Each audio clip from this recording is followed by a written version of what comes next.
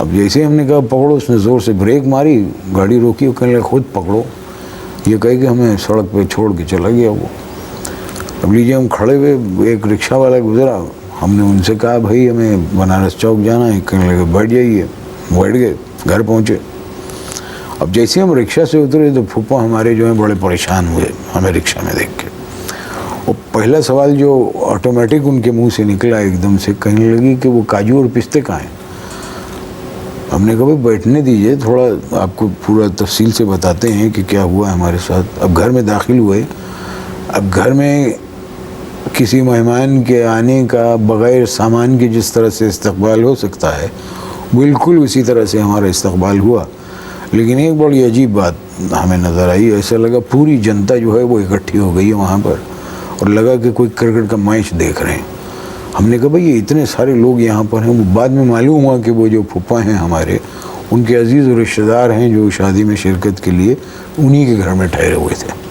फूफा का मकान कितना बड़ा था? वो ये समझ लीजिए 2 कमरों का मकान था, और उसमें 40 आदमी ठहरे हुए थे, और टोटल 2 संडास। संडास वो टॉयलेट जिसको आप कहते हैं। अच्छा, मैं समझा कोई ऑरेंज जूस। नहीं, हिंदी में उसे संडास कहा जाता है। अच्छा।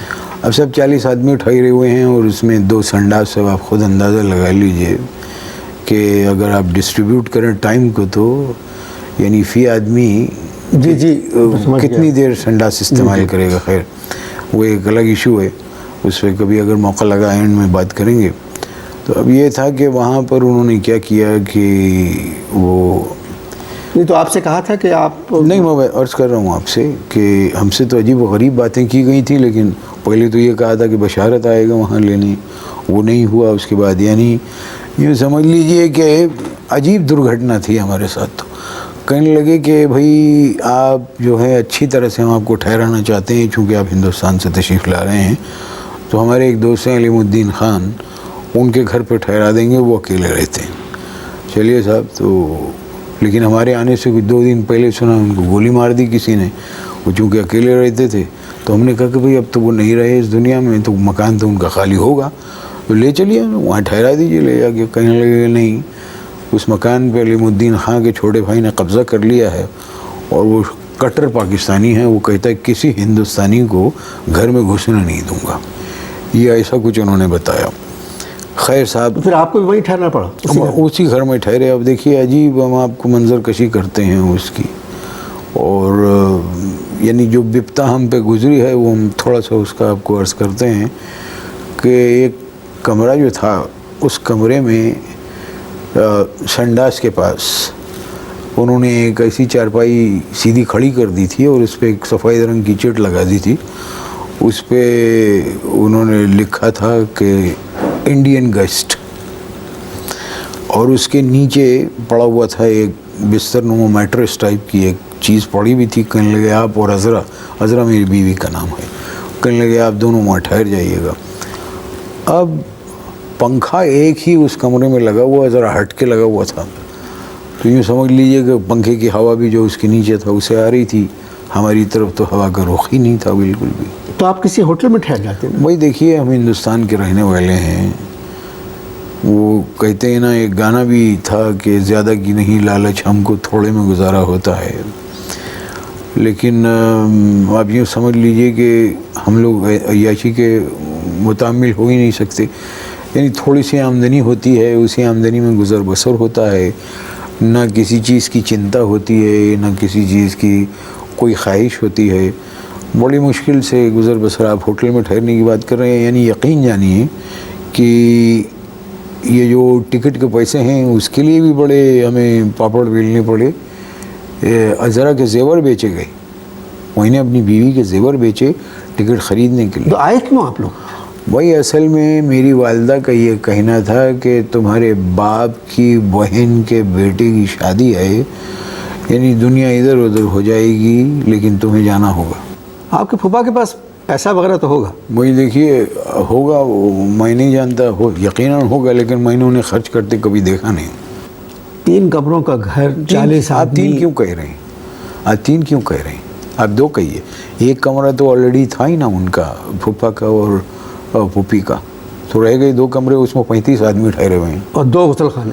बिल्कुल 2 संडास है, मैंने जैसा शुरू में आपसे अर्ज़ किया। और जो आपका कमरा था उसमें आप चारपाई आदि में खड़े थे। चारपाई पे अर्ज़ किया ना, मैंने बताया ना कि चारपाई के ऊपर उन्होंने लिख दिया था इंडियन गेस्ट, और पंखे के ऊपर लिखा हुआ था गेस्ट फ्रॉम लाहौर। उसके नीचे के तकरीबन 8 लोग थे अफराद जो लाहौर से आए हुए थे, मेहमान ठहरे हुए उसी एक कमरे में एक चारपाई के पीछे गेस्ट फ्रॉम इंडिया जी, और पंखे के ऊपर लिखा है गेस्ट फ्रॉम लाहौर, 8 आदमी। अवश्य अवश्य बिल्कुल। अब क्या है कि पंखा चलना शुरू हुआ, वो पंखा भी उन्हीं के नसीब में था, उन्हीं को हवा मिल रही थी और हमें तो हवा भी नहीं मिल रही थी। खैर साहब, वो हम क्या बताएं आपको कि वो जो 8 थे लाहौर से आए वो मेहमान, उनमें 4 तो ऐसे थे कि उनके खर्राटे ऐसे थे, अगर आप सुनते आपको महसूस होता है जैसे कोई खरगोश जो है वो किसी शेर को भंबोड़ने की कोशिश कर रहा है। तो अज़रा बार बार चीखती थी कि जिहादी आ गए। अब ये अजीब सूरत हाल थी वहाँ पर। नहीं तो नहाने धोने का क्या होता था? अरे भाई, धोने के लाले पड़े हुए थे वहाँ पर, 2 संडास 35 आदमी, नहाने के लाले पड़े, धोने के लाले पड़े हुए थे। आप नहाने की बात कर रहे हैं। खैर साहब, तो जहाँ आप चारपाई के पीछे जो आपका कमरा दिया था उन्होंने गद्दा डाल मैं बता रहा हूँ आपको। अब ये तो हो गई ना वो 4 जो गेस्ट हैं लाहौर से जो आए हुए, 8 वो लोग, 4 में से जो खर्राटे लेते थे। अच्छा, एक अजीब वहाँ पर एक अजीब तमाशा था। वो ये था तमाशा कि जहाँ पर हमारा गद्दा पड़ा हुआ था संडास के पास, बिल्कुल उसके साथ उन्होंने एक शीशा लगाया हुआ था। अच्छा, शीशा आधा टूटा हुआ था, वो टिका हुआ था बस किसी तरह। अब क्या है कि जो भी संडास से निकलता था नहा धो के, अब वो कंघी करने के लिए खड़ा होता तो शीशे पे, अब शीशे ज़ाहिर ऊंचाई पे हो गया था क्योंकि टूट गया था। तो अब वो क्या करते थे, वहाँ गद्दे के ऊपर जहाँ हमारा गद्दा था वहाँ खड़े होके उस पर करते, कभी मेरी चीख निकलती थी, कभी अज़रा की चीख निकलती थी। वही कभी वो हमारे पेट पे खड़े हो जाते थे, कभी वो अज़रा के पेट पे खड़े हो जाते थे। बड़ी मुश्किल से, कठिनाई, बड़ी तो कठिनाई। यहाँ इस शहर में आपका कोई और जानने वाला नहीं? हैं एक अजीज़ हैं, वहाँ का नाम है उस जगह का जहांगीर रोड के करीब वो रहते हैं वो, और उन्होंने मुझसे कहा कि भाई आप वहाँ आ जाइए, हज़रा भाभी को लेके हमारे घर आ जाइए। और मैंने फूफा से कहा कि भाई वहाँ उनका घर है, खाली है, जाने दीजिए वहाँ। फूफा भड़क गए, कहने लगे कि अगर तुम उसके घर में गए तो मैं अपनी जान दे दूँगा। 3 कमरों का घर, 35 आदमी, 2 आदमी, मतलब एक कमरा फूफा फूफी का, हाँ। 2 कमरों में 35 आदमी रह रहे, 2 गुसल खाने। शादी हुई? जी, शादी हुई, फंक्शन वगैरह जो थे? हुई साहब, शादी हुई। और यूँ समझ लीजिए कि 4 फंक्शन थे ऊपर तले। बिजली थी? बिजली नहीं, कहाँ आपके यहाँ पर बिजली आती कहाँ है, बिजली गायब। 4 फंक्शन, यानी ढोलकी, मायूं, मेहंदी और वलीमा। और फिर उसके बाद ये हुआ कि बारात जो थी वो जानी थी मलीर। अब यूँ समझ लीजिए कि ये बनारस चौक से मलीर इतनी ही दूर है जितनी दूर से बनारस से बदायूं। हमें तो यही लगा। मुझे तो यकीन नहीं आ रहा है कि 2 कमरों के घर में लाइट नहीं, गर्मी, 40 मेहमान ठहरे हुए हैं, तकरीबन 35 मेहमान ठहरे हुए हैं। अच्छा, बाथरूम बताया आपने कुल 2 थे, तो उसका प्रॉब्लम क्या होता था? वही प्रॉब्लम, अब देखिए बड़ी हाहाकार मचती थी। सुबह निकलो, एक आवाज़ आती थी निकलो।